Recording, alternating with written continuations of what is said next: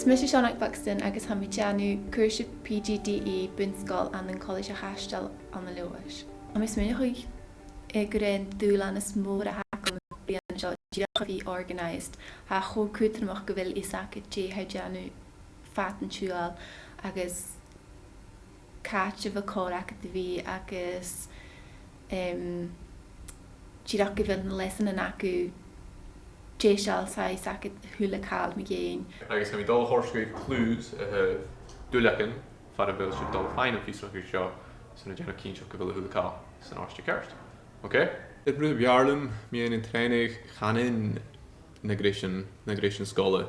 Ik geen go vil gionske an turbes at te houden sin. Sunning het a hula law san tell levig a chanio sin gat loch son vi is sé verbeeld of glas. Han stuk an alhaig leva kujoch ach how gionske in stu feed negration greefachs. Nur how mag het gris greefachs chanelu latin fatan tual had dit frische sies an kemen en beke son bu ferach gin as tolletje latin.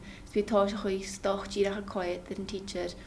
Snor sin gaiu díach buan bek agus nuair sin gaú clas. Bhí céinim go bra tuileach ar a chiad lá a bhacum an san scóil ar béal bh chiad clas acum a tar seachat i chiad lesan acum an lesan a réim mi héin, a plannichin acum héin agus in écail a bharm dé tachars ma habrú cinna dó cear, ha mi cacha grammar cear ar a bhórst agus go bhíad a gionsa go cáil, ha diribh agus ha écaloch agus ha nervach, ha cáil an ar an son díoch HRst, Gianna, Aistrí na teacher in a Torsten Corle gucht.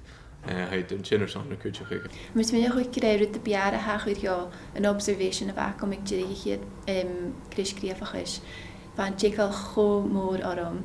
Me geen een tutorak om een ze kooit is na vami Jekisk.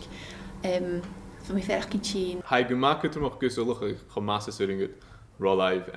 Agus ullige Jan Kinshoch wil gullige kus er son in les aan. Higher tachers was in de van mijn molen nog nu nog wel goed lors do acum agus in jelu clachtje agus in jelu alles ak het haast er son jiroch jan stu in arst in spot.